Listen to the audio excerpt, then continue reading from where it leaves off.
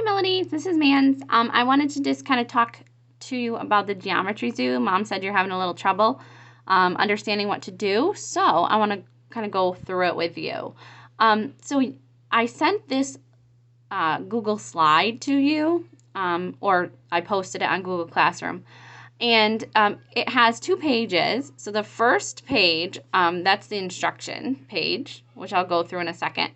And the second page is this template. The first thing you need to do is print this out.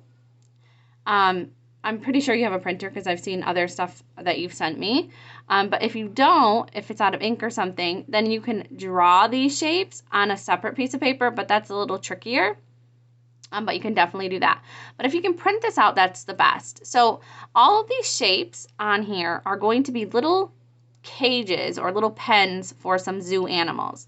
So this is kind of the zoo. Think about over here being the entrance of the zoo, heading into the zoo, and all of these being the cages. Then what's going to happen is you are going to follow these instructions really carefully. And I'm going to zoom in on them a little bit. When you make your zoo, you're going to make the zoo have 2 paths. They're going to be parallel lines. So that's the first instruction right here. You're going to color those yellow. So I'll show you an example of that on Grace's. So here's Grace's Geometry Zoo. It's all done. And so she's got her 2 parallel lines right here. So parallel means that they're equal distance apart all the way down. So that's an example of a parallel line. And she colored those yellow. Okay. Then the next one says, make 2 paths in your zoo perpendicular. Color those red. So Grace has 2 of those. So she's got a red path here and a red path here. They're perpendicular. It means they cross and make a 90-degree angle. She also has them down here as well. So they cross and make a 90-degree angle. And then you're going to follow the next set of instructions to put all of your animals where they should be. So the tigers are going to go in the rectangular pen, the giraffes in the square, the elephants in the hexagon, and I'll show you on Grace's. So the elephants are right up here in the hexagon, and the hexagon is a 6-sided shape. 1, 2, 3, 4, 5, and 6. Okay, so that's a hexagon. So Grace put her elephants in there, and then she's got her giraffes, and she's got her tigers over here.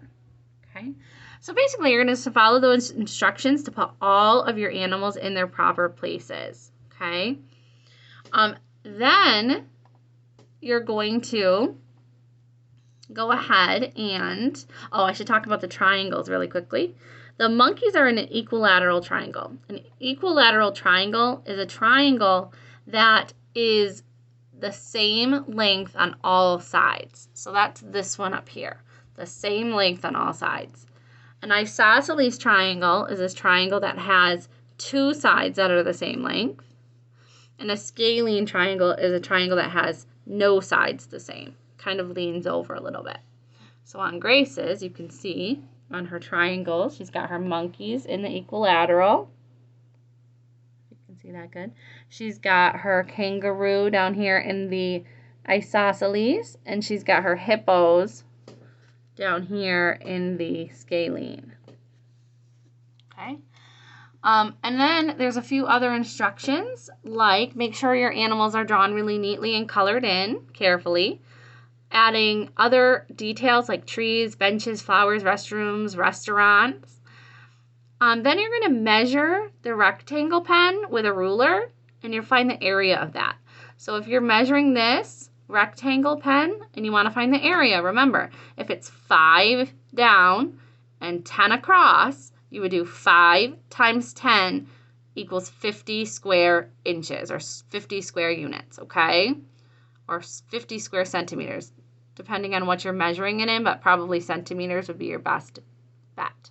So 5 times 10 equals 50 square centimeters. Okay, and then, you're going to just remember that I'm grading this on, is everybody in their correct place? And how nice and neat is it?